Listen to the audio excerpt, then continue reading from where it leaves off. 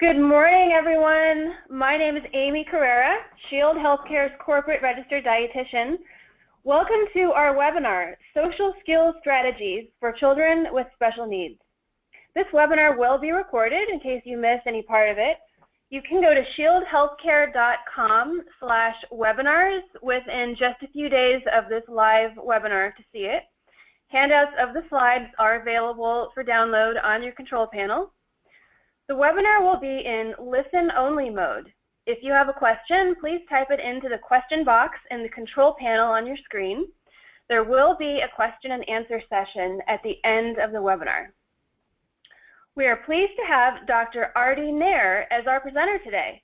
Dr. Nair is a postdoctoral fellow at the PEERS Clinic of the University of California, Los Angeles.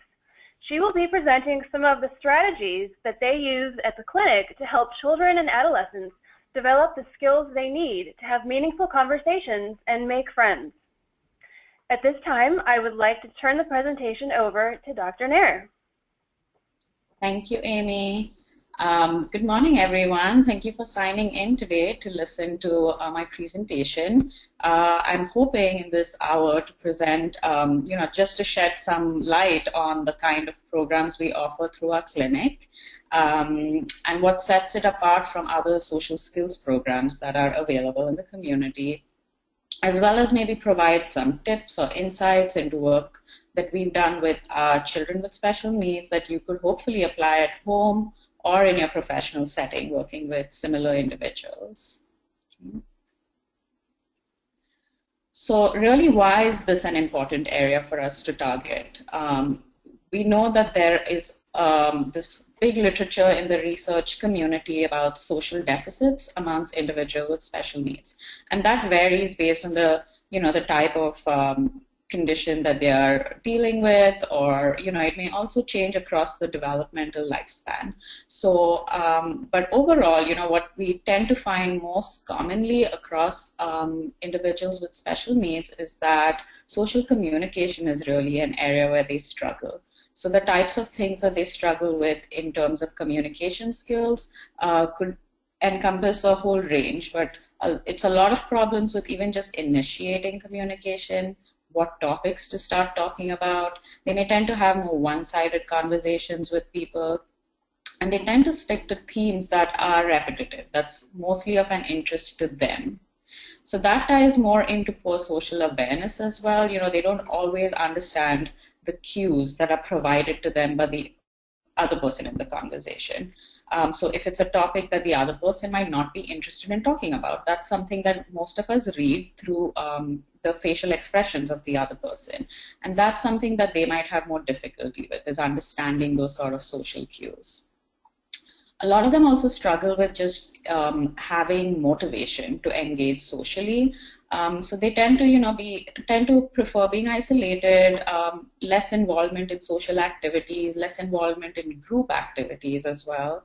And that results in a lack of a lot of attempts to kind of enrich their social life. And a lot of that comes not just from an internal drive, that drives that motivation, but also what we call social cognition, which is being able to put yourself in the other person's shoes and understand their perspective. So that's kind of important for us to understand where the other person is coming from when we engage in any kind of social interaction. And this can be really hard for individuals with special needs. It's not something that they learn the same way as the rest of us do. So what ends up happening is a lot of them may feel socially neglected. They tend to be in the periphery, kind of more like a wallflower, and may not get as noticed by their peers. So not only is there more limited engagement on their part in terms of making peer attempts, but also over time, other individuals may make less attempts with them in terms of engaging them in conversation or activities. For some of them, what also tends to happen is peer rejection. So, they may come from a place where they're very well-meaning, they make all these attempts, but their attempts might be slightly misguided, like not understanding the social cues may lead to that. And so they tend to get rejected by their peers as well. And because of all of this, their general friendship qualities, even with the, if they have a few friends, may be poorer compared to typically developing individuals. So why does, that the peer quality matter that much? Again, there's a lot of research specifically on topics of the importance of friendships in our life. And what that has really shown is that even just having one or two close friends can relate very positively with later adjustment in life to various kinds of life environments, socially, occupationally, in your relationships, as well as your general life satisfaction. Friendships can also buffer the impact of stressful life events. Of course, this is something everyone goes through.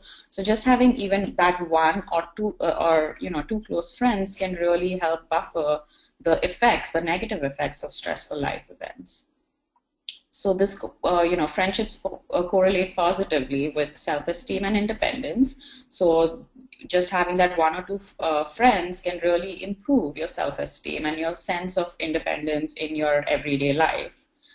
And it also, the lack of having these friends may relate more to feeling depressed and anxious about different situations. So again, having those one or two close friends can really buffer the impact of mood, as well as feeling anxious in various situations in life. So one of the main things that we do through our program is, identify individuals that may be on this experiencing peer rejection or social neglection from their peers. So, peer rejection can really result in an increase in teasing and bullying behaviors. What happens is the people that tend to bully or tease, maybe in the school setting, this is where it happens most often, the peer rejected individuals are an easy target because they tend to be by themselves. They don't tend to have a group of friends that can, stand up for them and protect them. There's just protection even in numbers. So they become an easy target just by being rejected. Again, the peer rejected individuals tend to be the ones that might also make more misguided attempts to engage their peers. And what happens a lot of times with those misguided attempts is they develop a bad reputation. Now, a bad reputation, what we refer to as a bad reputation has changed a lot over the years. So, maybe 10, 12 years ago, a bad reputation meant a very different thing. These days, kids in school are calling anything a bad reputation. So you could have a bad reputation for talking too loudly. You can have a bad reputation for not taking care of personal hygiene.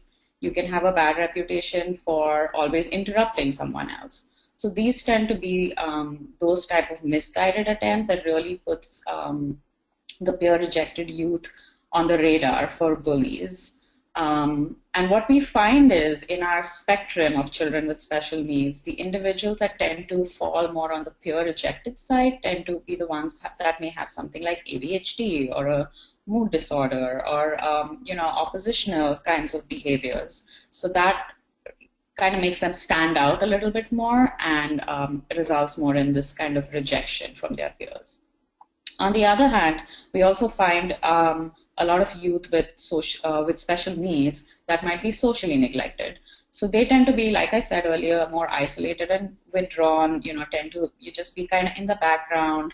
They're usually mostly ignored or not as well noticed by their peers.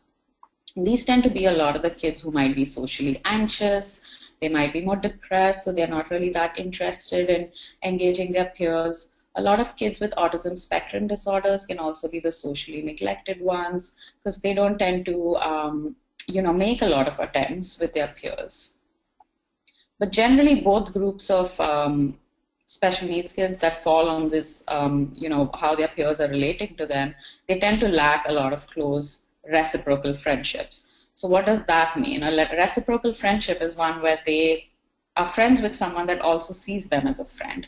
So we find often that our children with special needs will report to us, oh yeah, I have a friend at school or so, but when you really ask for names, they're basically naming most of their classmates or they're naming most of the kids that they play with, or it's more set up by parents. but it may not be so much a two-sided friendship. Like they may not be getting a lot of invites from these people that they consider friends to group activities or birthday parties or other such get-togethers.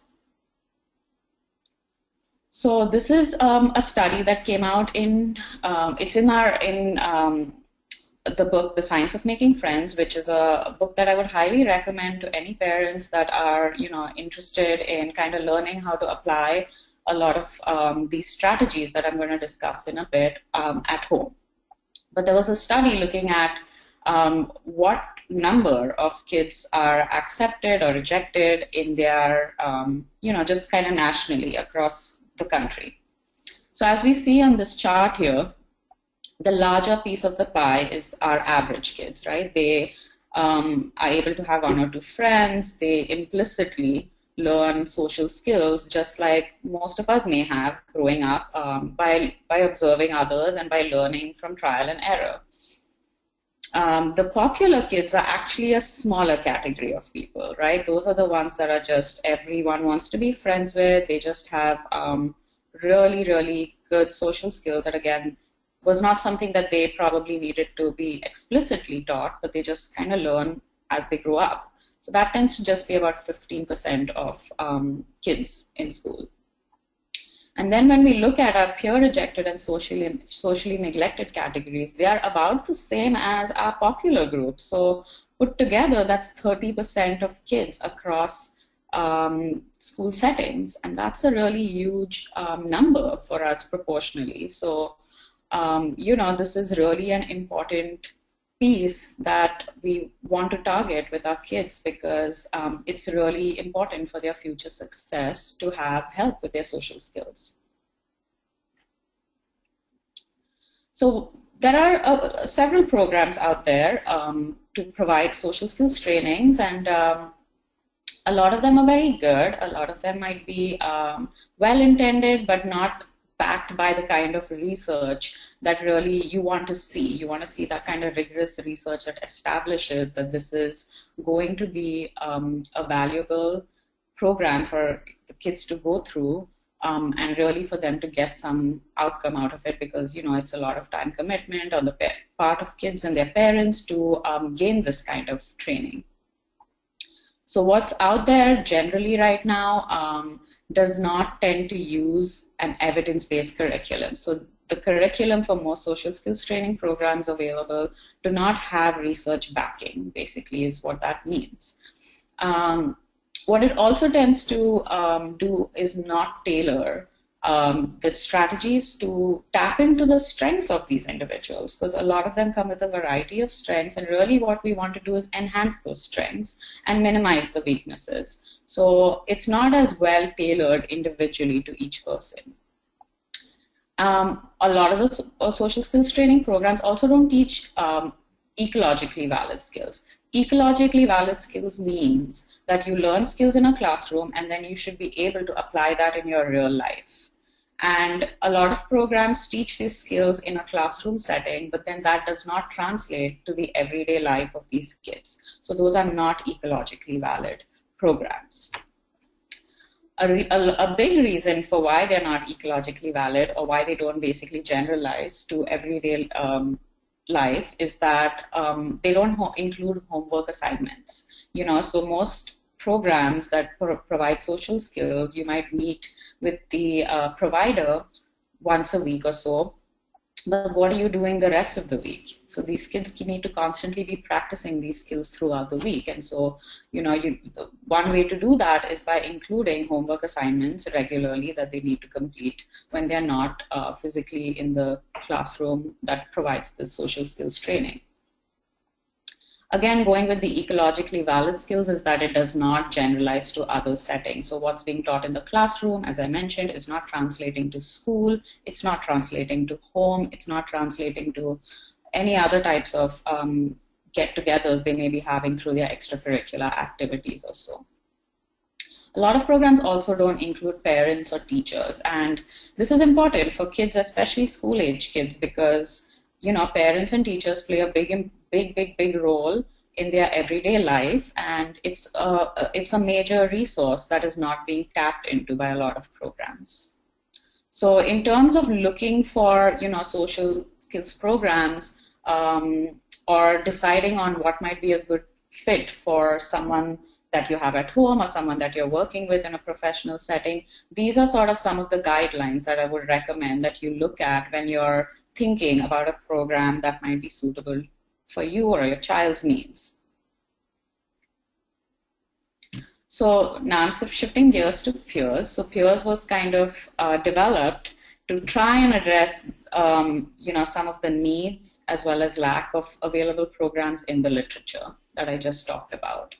So PEERS stands for the Program for the Education and Enrichment of Relational Skills. This was a program that was started in 2004 at UCLA, so it's been running for about 12 years.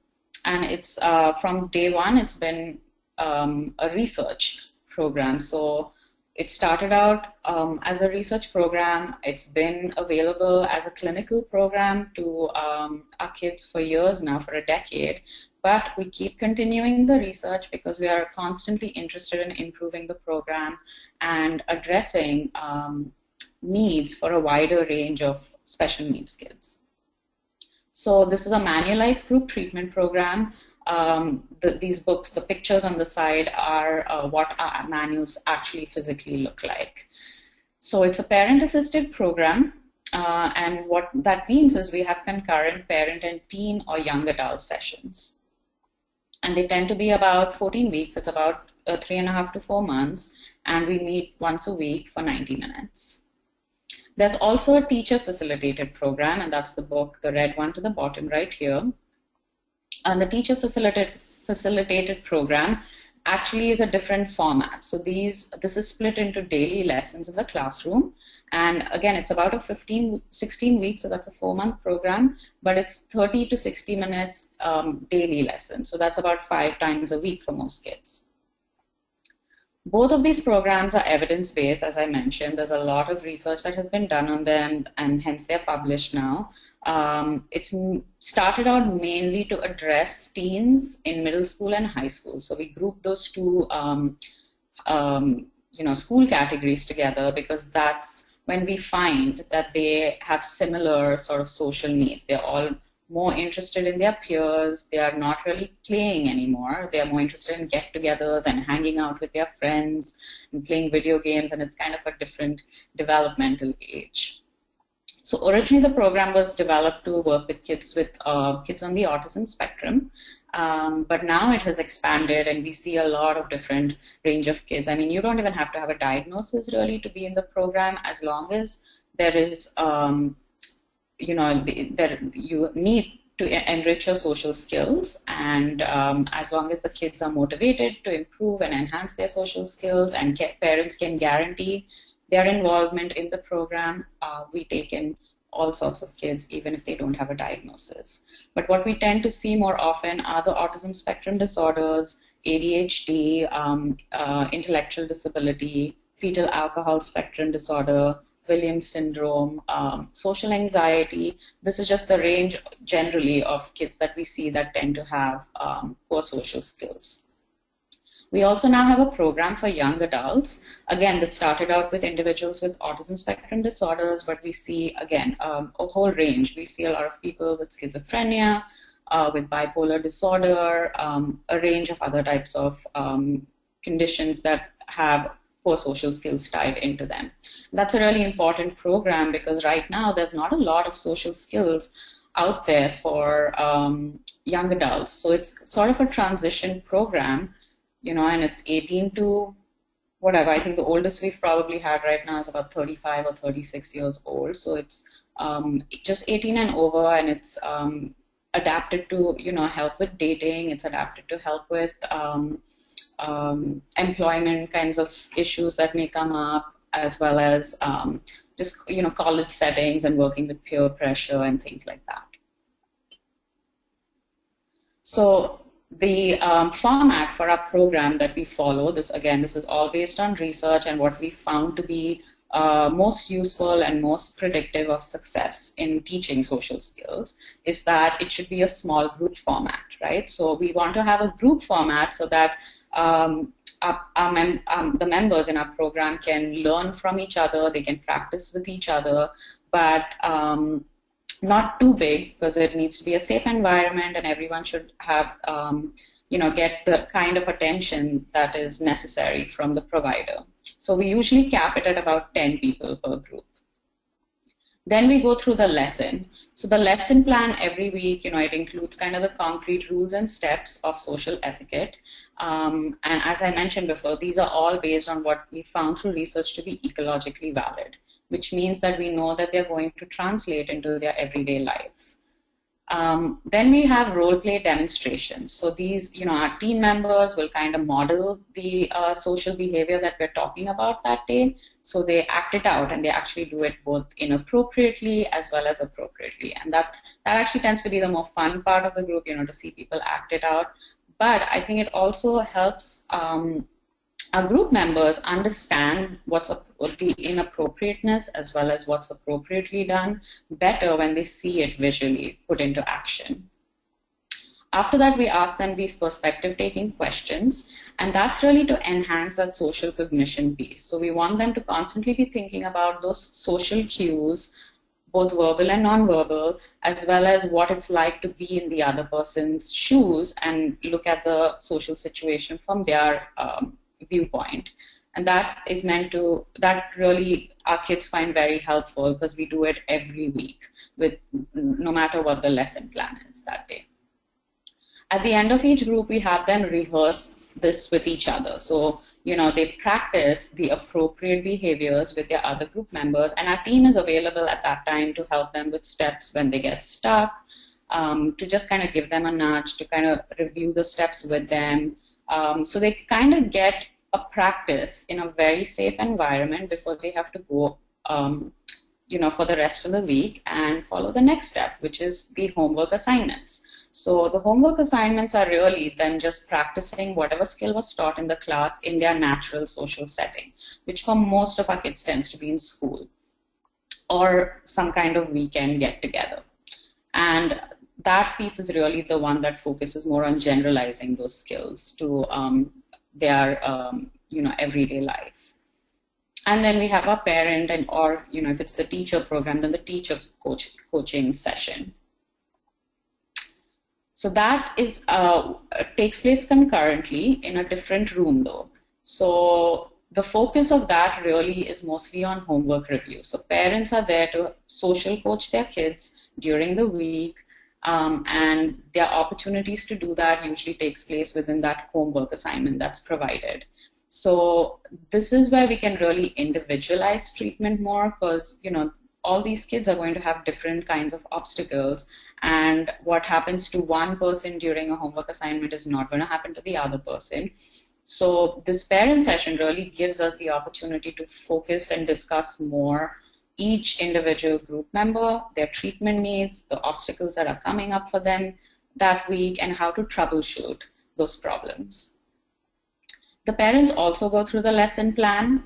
So they get the rules, the steps, the do's, the don'ts, but a lot of their lesson also focuses on actually helping their kids find a source of friends. So we already talked about how these kids, have difficulty understanding a lot of social skills that are come more naturally to the rest of us, but also they really get stuck in finding a source of friends that's most appropriate for them. What a lot of our kids tend to do is they gravitate towards the popular kids, or a lot of times they gravitate towards the bully because they see that person as being, kind of like a powerful social person that has other people surrounding them. So they gravitate towards those people that stand out in the groups. But really what they should be focusing more on is finding a source of friends that have common interests with them, because that's the basis of most friendships, is that you have something in common with your friends. And so this is a step that our parents really have to help our kids out with, because our kids struggle more with that, with identifying a source of friends that's appropriate for them.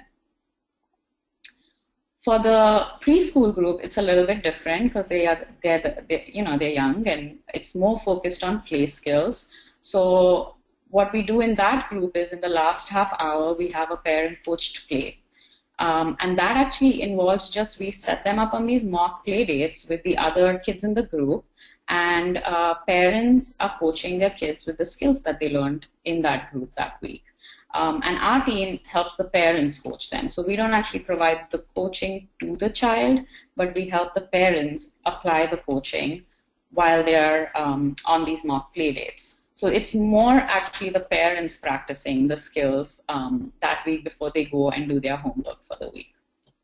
And then all of our sessions end with a wrap-up, which is a review of the lesson, review of the homework assignments, making sure kids and parents are on page with the homework assignments. And if we need to negotiate any of the homework assignments, that's where it comes in, because we want to reduce the conflict that they could have at home in discussing what should be the homework assignment. And ending up not doing it that week. So we'd rather them resolve that before they leave our group, so that they are able to get that out of the way and complete the homework that week. So the major process of developing peers is really kind of focusing on what are the do's and what are the don'ts of social etiquette. So the do's are, the skills that we know are successful ecologically in the real world. That's the do's. And the don'ts are usually more focused on the common social errors that not just kids with special needs, but some of their typically developing peers also commit. And then we create rules around these social errors, as well as the skills that we want them to actually apply in their day-to-day life. And these rules are broken down into very, very concrete steps. So I'm going to shift for a little bit and talk about our preschool program. This is one of our latest programs. We're still doing a lot of research on it and trying to constantly improve it. It's been around for a couple of years now. This is a group of kids that's about 4 to 6 years old, and they tend to be what we call high functioning. And what that means is really that they have, phrase speech. They can speak in sentences. They're toilet trained. They're usually kids who've been in preschool and kindergarten, so they have experience being in a classroom setting with a teacher, being away from their parents, and sitting in circle time and engaging with other kids in play activities.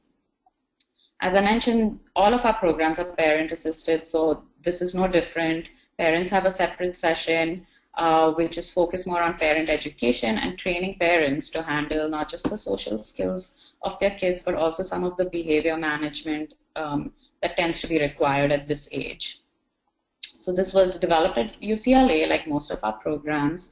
It's actually puppet facilitated, because what we find is for 2 reasons. Of course, the kids are interested in puppets. It keeps them engaged.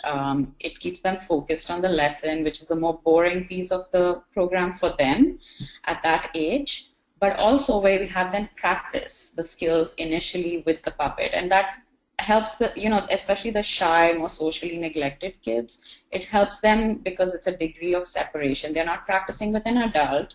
They're not practicing with another child at the very get-go. But they're practicing with a toy, which they find more comfortable. Then we focus after that on play skills and friendship skills. And the way we teach that is by playing different games that we adapt each week to really focus on the skill that we are trying to teach that week.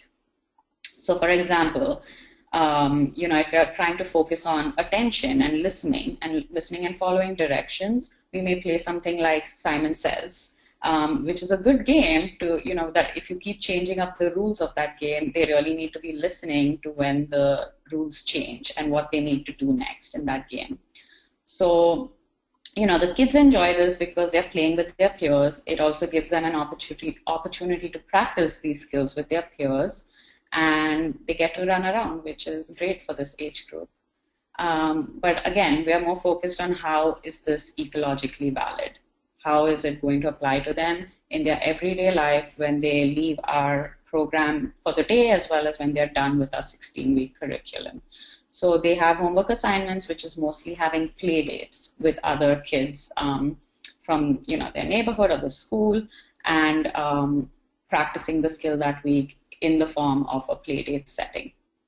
This is also a 16-week program, so it's 4 months, and it's again 90-minute once a week, both parents and kids.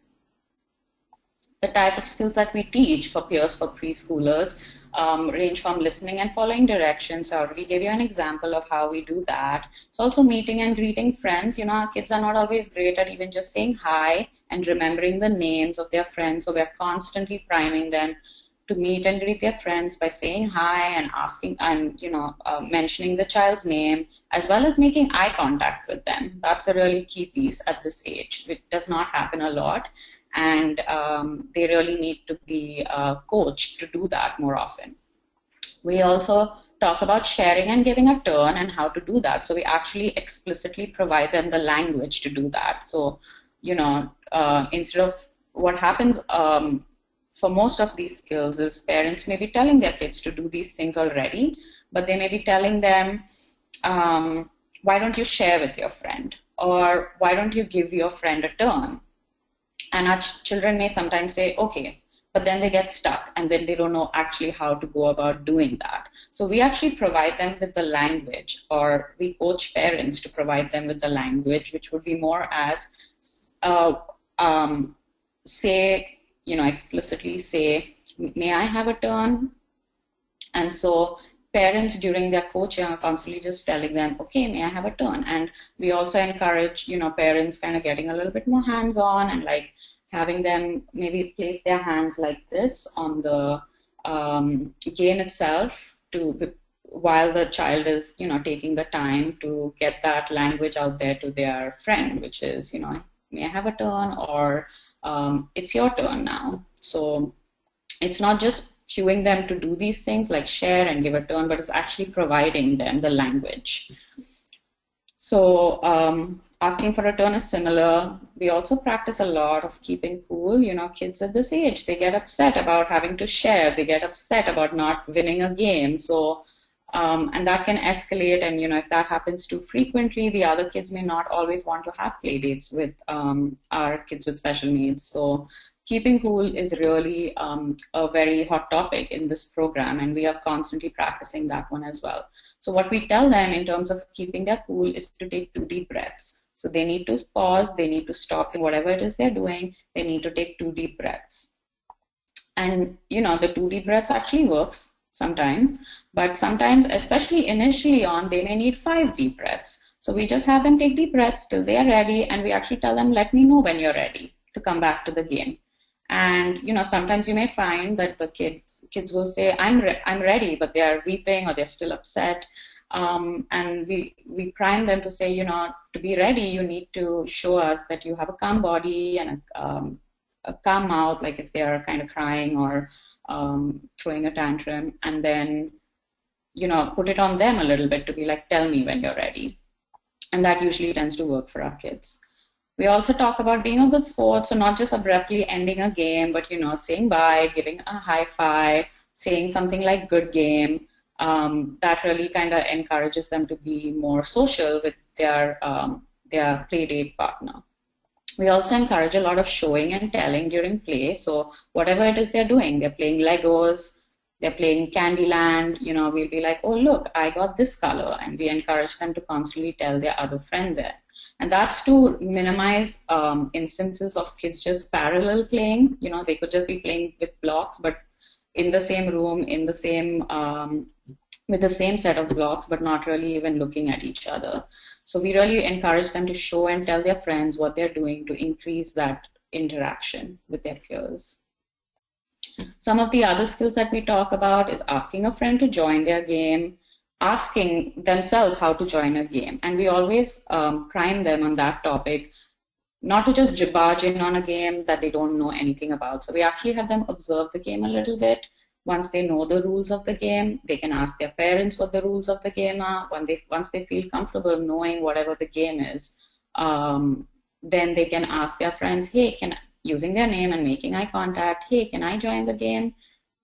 And that's how we kind of go about doing that. We also, if they're bored of a game, we talk them through how to suggest playing something different.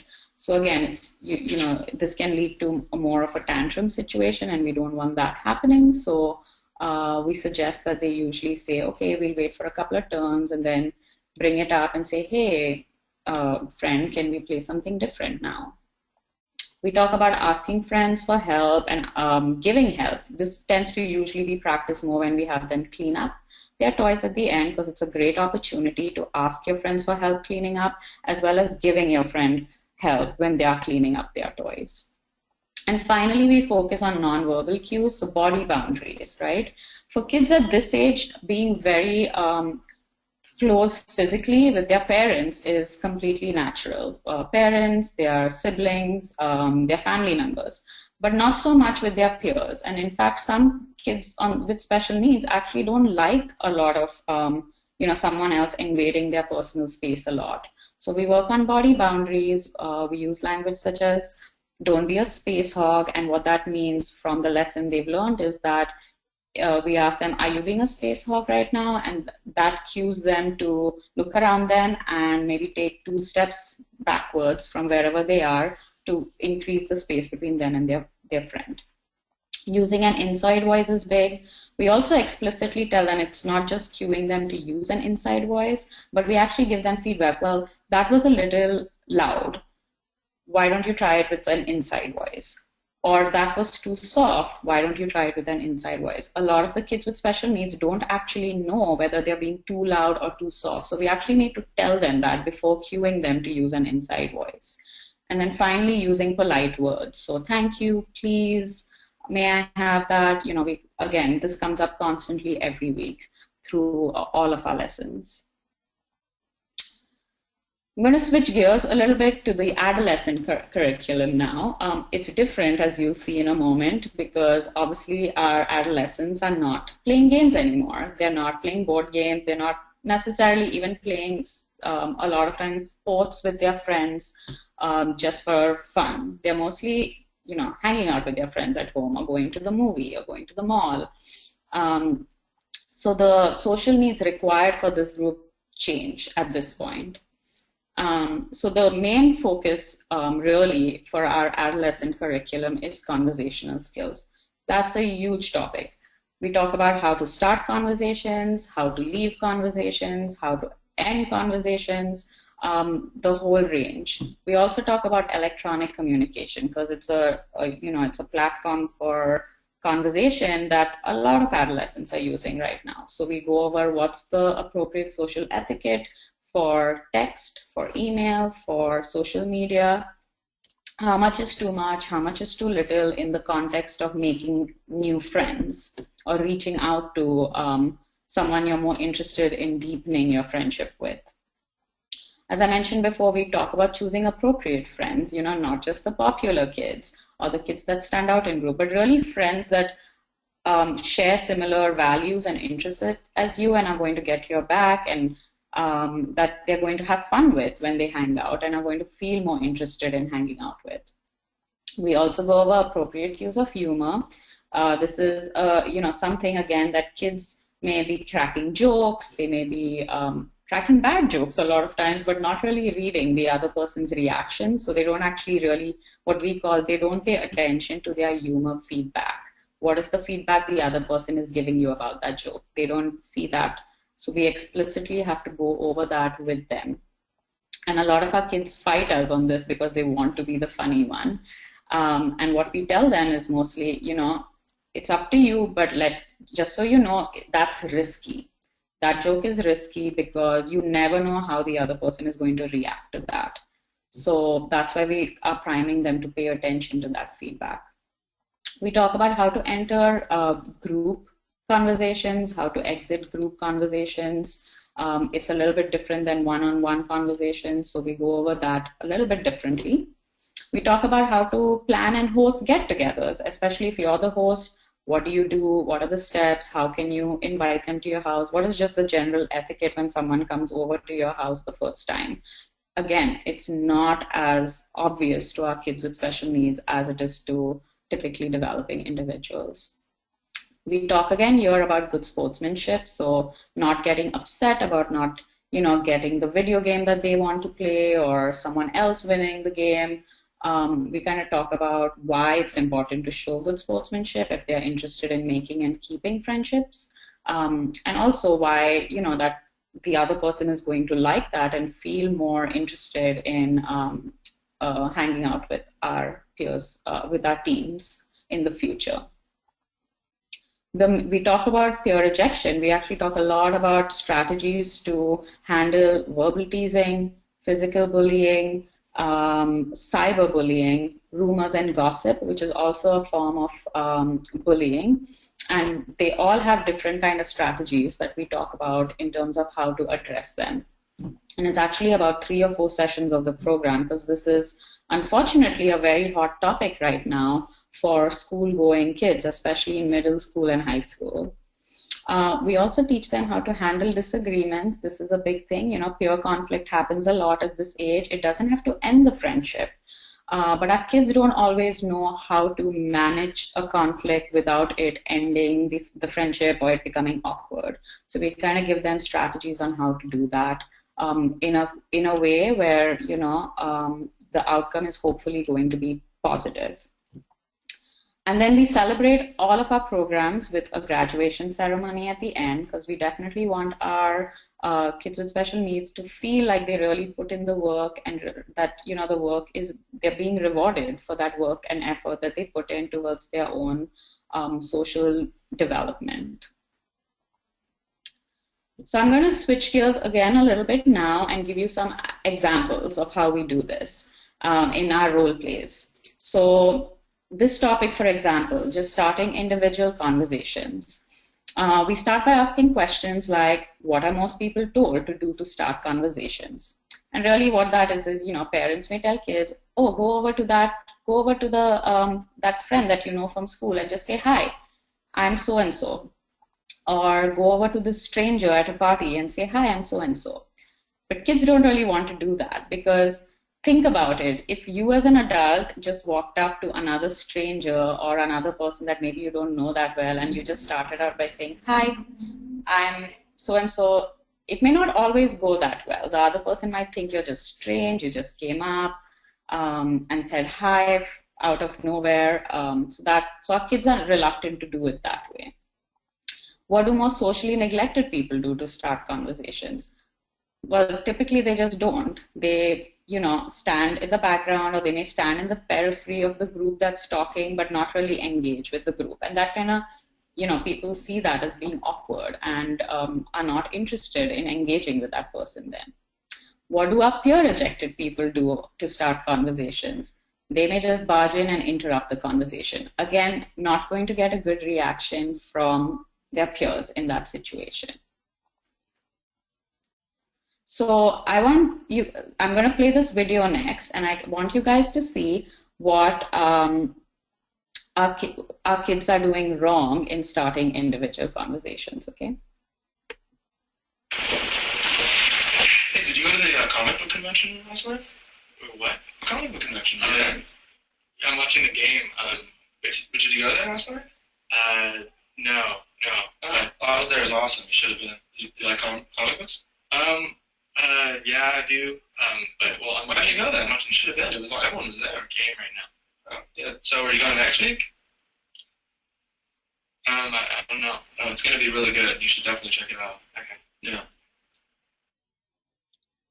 So then we move on to asking them, what was that like for Ben? So this is Ben. Ben was the one that Alex was talking to. What was that like for Ben? So these are our perspective-taking questions. So they may say, awkward. He was just maybe thinking, where did this person come from? And just started talking about a topic that was really random and out of context. Then we ask them, what did Ben think of Alex? Well, he may have thought Alex is kind of weird and awkward and maybe just like rude, because he just kind of interrupted whatever he was doing on the phone and started talking about a topic that Ben really was not interested in.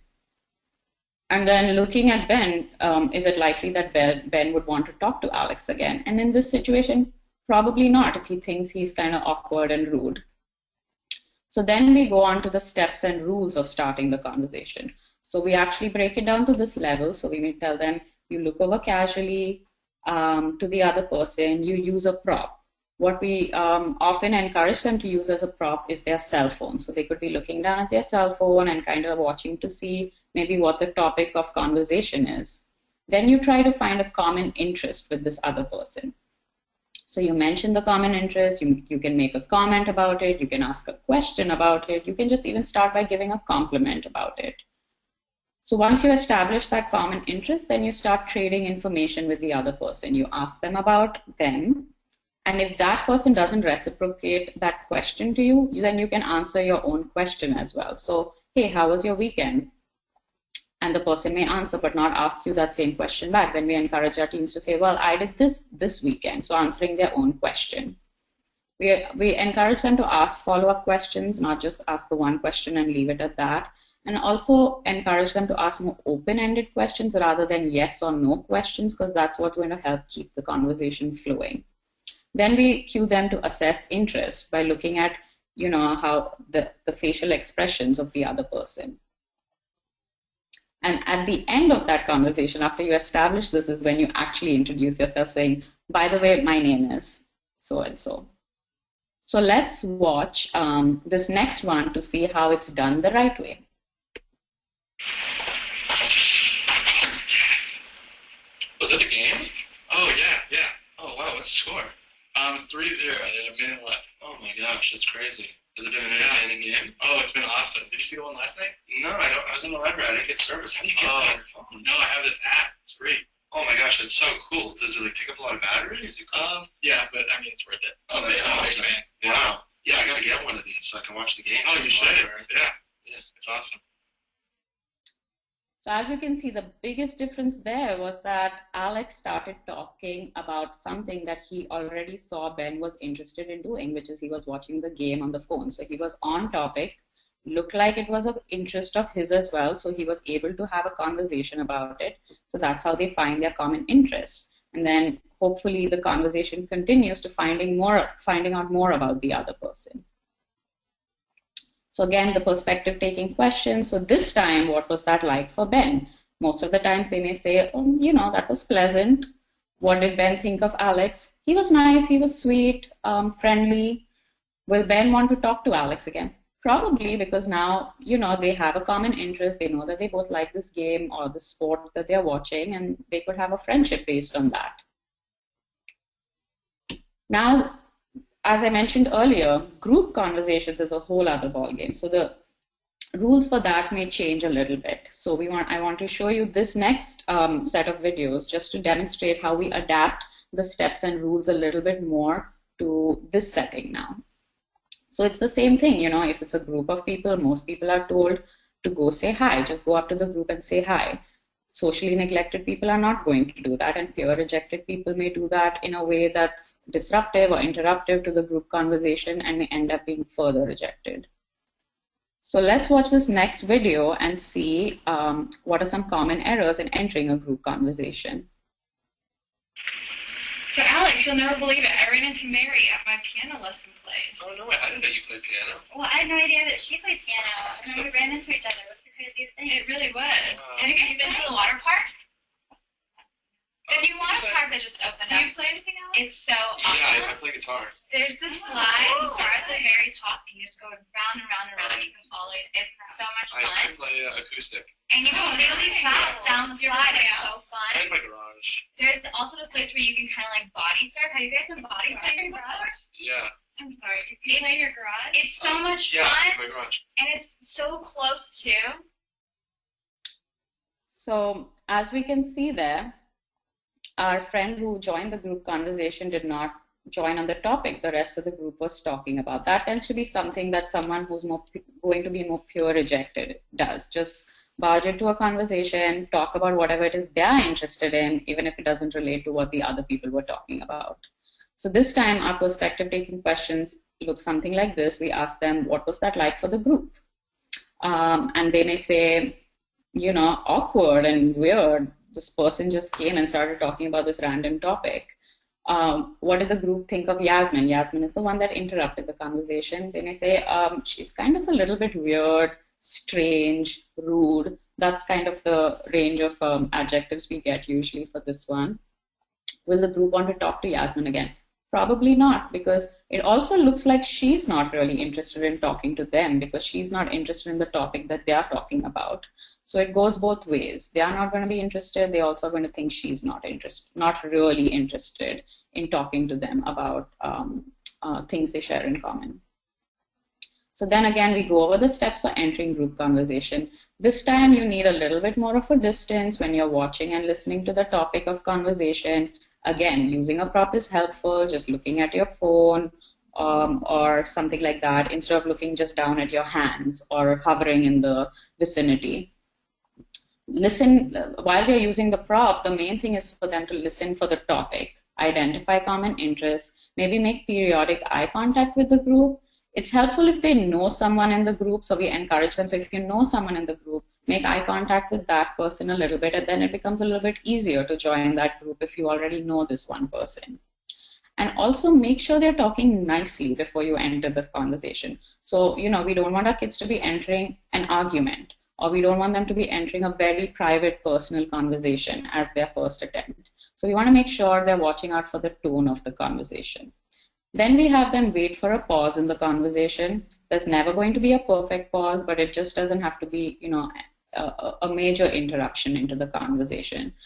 And then we have them move closer, but still stay kind of, arm's length away without actually measuring the arm's length, but kind of move closer to the group and make a comment or ask a question that is on topic to join that group conversation. So let's watch this next video to see what it would look like when done right. So Alex, you'll never believe it. Yesterday I ran into Mary when I was leaving my piano lesson. Hey, Yeah. you play piano? Yeah, I've been playing. It was the craziest thing. I've never run into her before. I can't believe Oh, it. that's so funny. Do you play an instrument? I play guitar. Oh, cool. Wow. I just started to play guitar. Oh, that's awesome. Electric or acoustic? No, I'm playing acoustic. How about you? I play electric. Oh, cool. Do you play? No, I really want to learn though. It's really fun. You should definitely take lessons. Do you play the guitar? Yeah, we were just talking about it. Alex and I play. Oh, that's so awesome. What do you play? I play acoustic. I play electric. Oh, nice. Yeah. I play acoustic. Oh, cool. Yeah, I've been playing for like 5 years now. That's awesome. I just started, so. Yeah, it's really fun. Yeah, I like it a lot. You should definitely learn. I know, I really want to. Yeah, it's so cool. We should all jam sometime. That'd be fun. Oh, I love that. All right, so as we can see here, Yasmin followed all the steps this time. So in terms of our perspective taking questions this time, when we ask them what was that like for the group, they may say pleasant, good, nice, got to know a new person. What did the group think of Yasmin? They probably thought she was really cool because she knew to play the guitar and she'd been playing it for a while and she was really nice and sweet. So that's kind of, again, the range of adjectives that come out of this one. And will the group want to talk to Yasmin again? Maybe. I mean, it sounded like they were making plans to jam together at some point. So it looks like that would lead to more conversations in the group.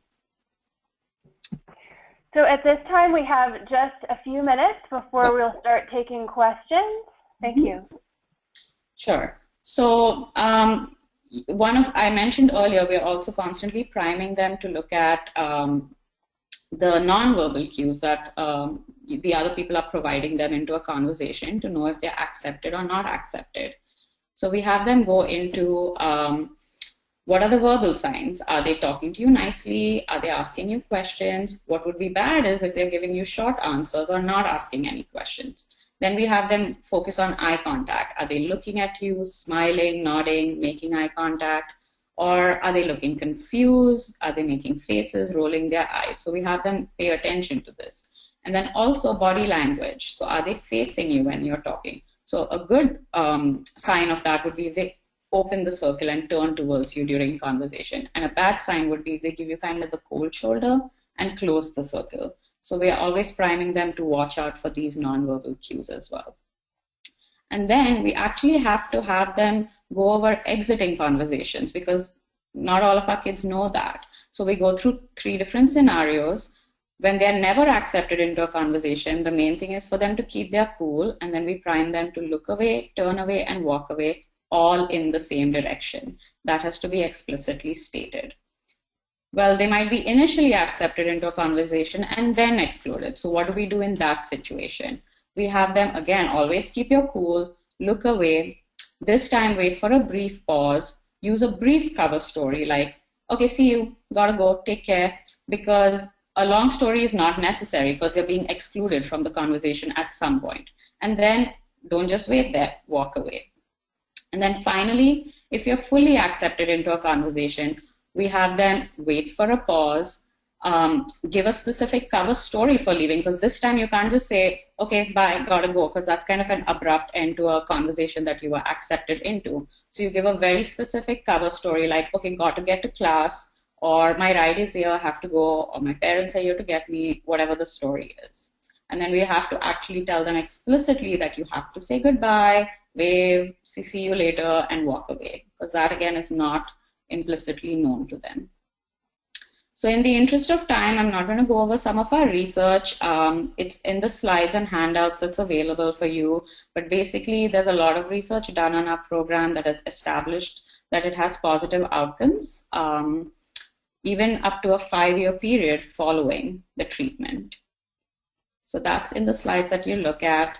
But in terms of resources, I've mentioned already, we have published manuals for the adolescent group as well as for the school-based curriculum. We have the adult program that's going to be available fairly soon. We also hold certified training programs, both at UCLA as well as offsite, to train other providers on this program. And this is the Science of Making Friends book that's really helpful for parents trying to apply that in their home setting. We also have a phone app, and actually all the videos that I showed today and plenty of other role play videos are available on this phone app. So you can get it through any app store. I think it's about 99 cents or maybe $1.99, but it has all the topics that we go through. It has all the right steps and rules to follow and the role play videos to do it the right way. So parents can definitely access this program while coaching their kids through it. Finally, I'd like to thank all of our collaborators and funding. We have a lot of funding support from NIH as well as other sources, several different research collaborators trying to adapt this program across the country as well as internationally in several different languages. And the team, the PEERS team over the years, we've had several members in the past 10, 12 years, and they've all been very valuable in their contribution to our program. Finally, if you want to find more information about us or our various other programs, we have our website. You can email us, you can call us. We also have a Facebook and a Twitter page that you can access for more information about our program. And thank you so much, Dr. Nair. That was very useful and practical information, and we really appreciate all of that. We do have quite a bit of questions. I'd like to get through at least a few of them. Those that we can't get to, we will definitely answer by email. Okay, great. A couple of similar questions that we had is this type of program or is this program available in other areas or other states? So there are other, so when I mentioned training programs, Dr. Liz Largison, who's the founder of the program, she is constantly doing trainings for the school-based curriculum as well as the parent facilitated program across the country to different mental health providers. So if you go onto our lab website, which I provided on the slide before, you can actually access a list of certified providers, both in the state of California as well as outside of California. Okay, excellent. And that was the www.semel.ucla.edu. That's correct. Okay, yeah. So anyone can go to that website. And we will post that website again for everyone.